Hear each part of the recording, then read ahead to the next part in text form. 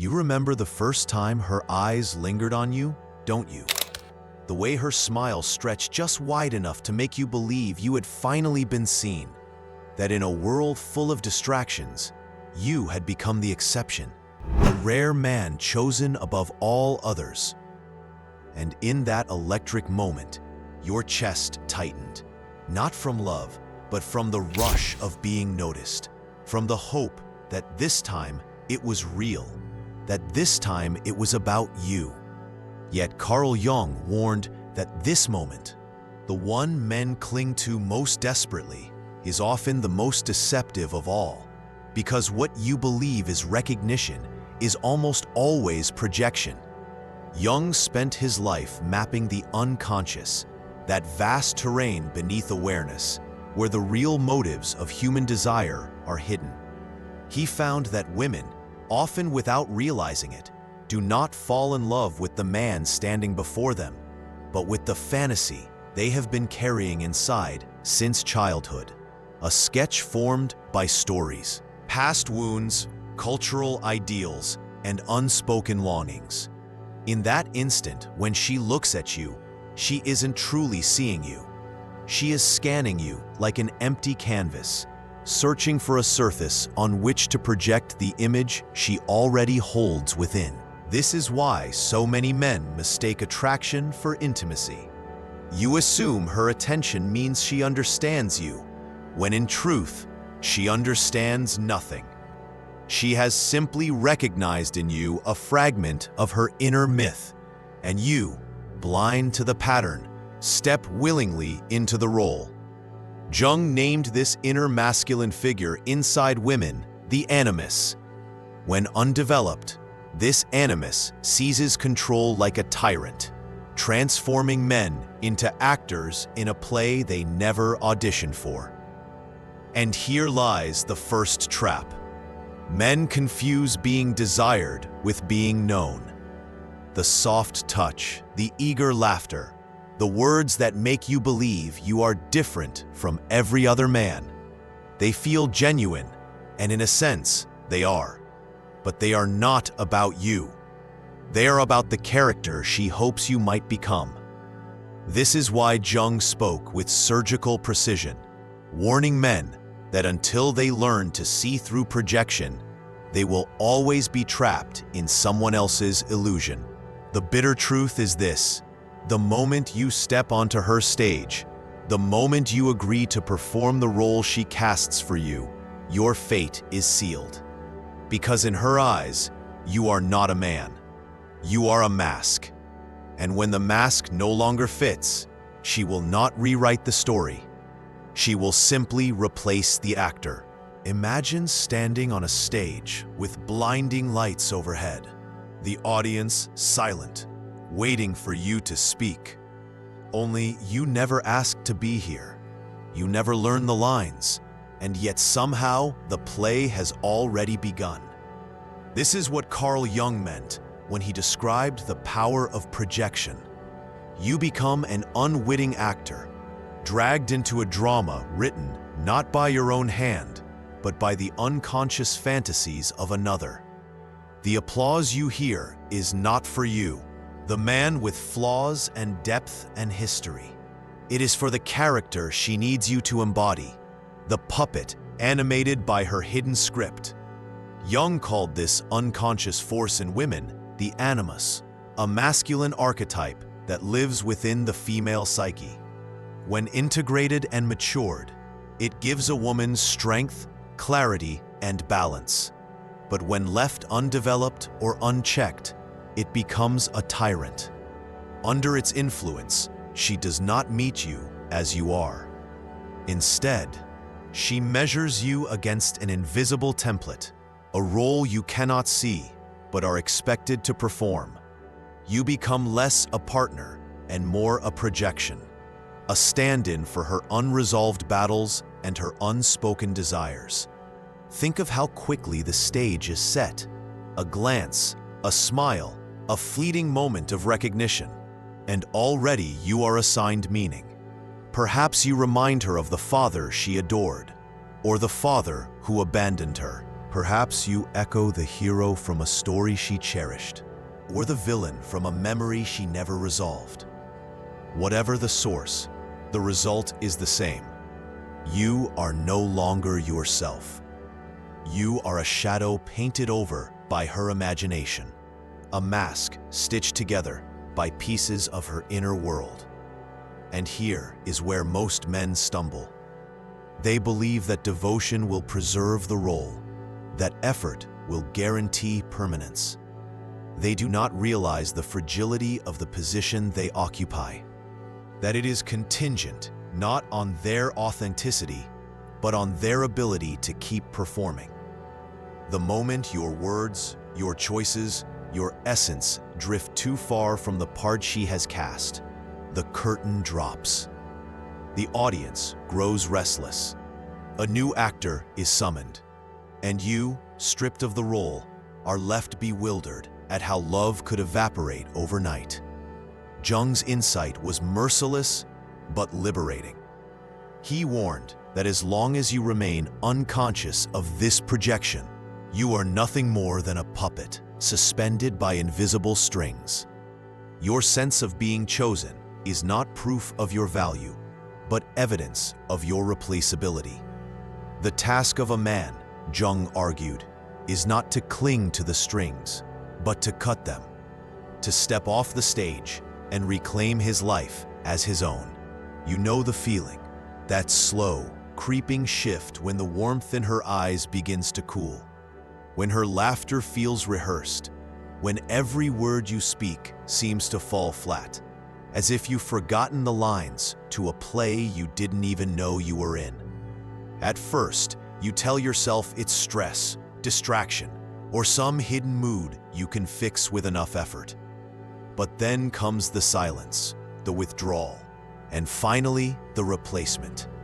And you sit there, bewildered, asking what you did wrong, not realizing you've just witnessed what Carl Jung described as the collapse of projection. The moment the fantasy shatters and the mask you were wearing no longer fits the role she needs you to play. For men, this collapse is experienced as betrayal, humiliation, and deep confusion. You replay every moment, searching for the misstep, convinced that love cannot vanish so suddenly without some hidden flaw on your part. But Jung's analysis cuts deeper. It isn't you she rejects. It is the illusion she created that no longer convinces her. You did not change into someone unworthy. You simply stopped matching the silhouette of her unconscious animus, the inner masculine figure she had cast upon you. Jung did not soften his language. He called this kind of projection a spiritual possession, a state in which the woman herself becomes unaware of her own motives. She does not consciously decide to discard you. She simply obeys the force of an inner drama she has never confronted. To her, it feels natural, even justified. To you, it feels like treachery. But the truth is neither personal nor malicious. It is mechanical. A projection ends the way all illusions end, by collapsing under the weight of reality. This is why so many men spiral in the aftermath. They believe they were not enough, when in truth, they were never seen at all. They mistake the end of a projection for the end of love, when the two were never the same to begin with. Jung warned that until men understand this, they will continue to stumble from one stage to another, playing roles for different audiences, never realizing they were never the author of the story. And here lies the grim clarity. The collapse is not proof of your failure, but proof of your freedom.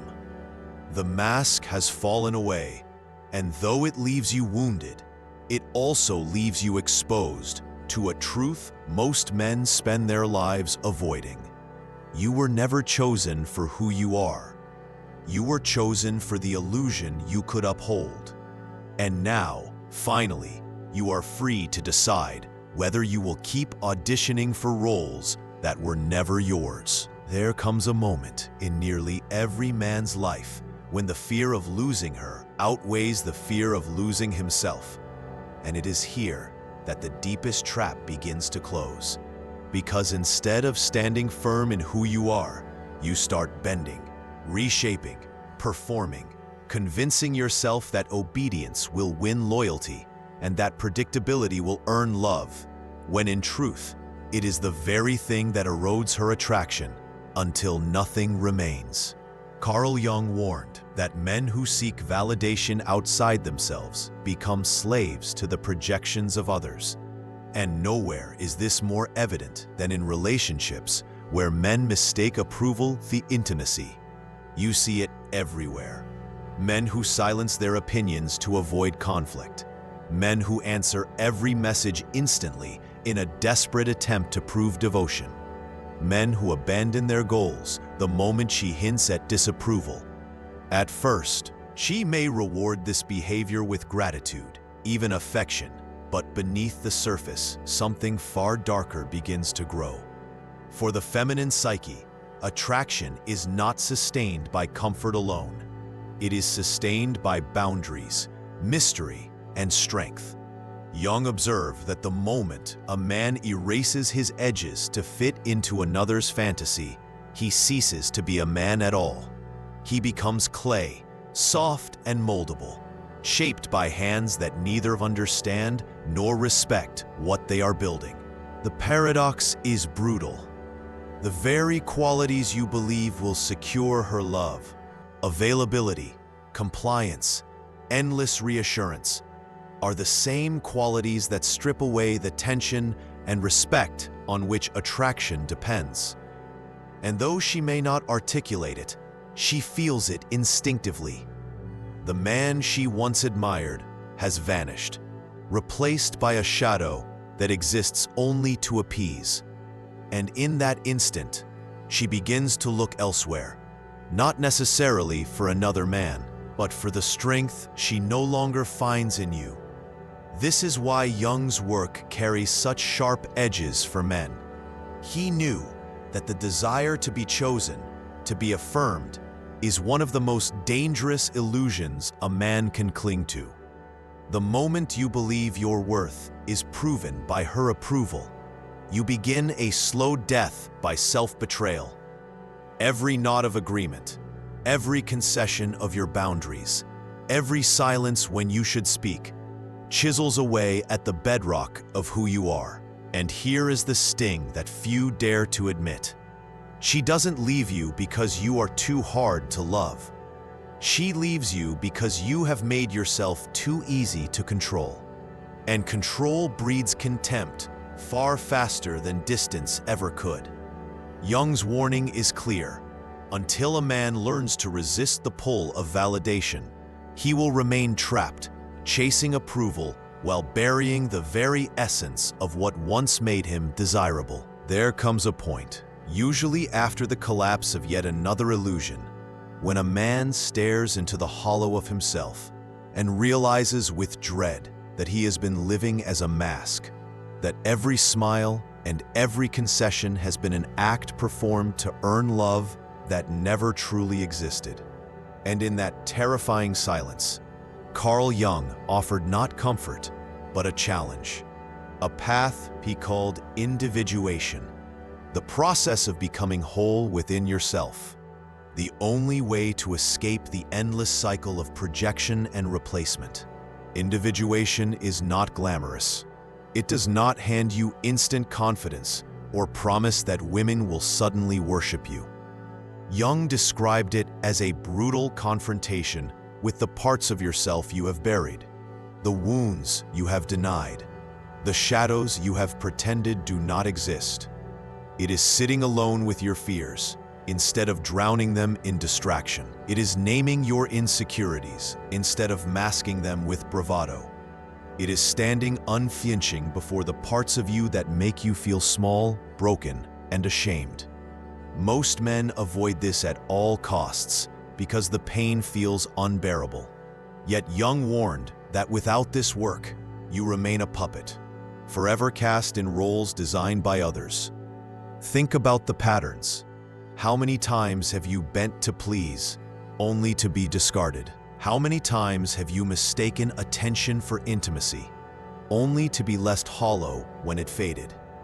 Each repetition is not an accident. It is the evidence of a man who has not yet individuated. A man still outsourcing his worth to the gaze of others. Jung saw this clearly in his patients.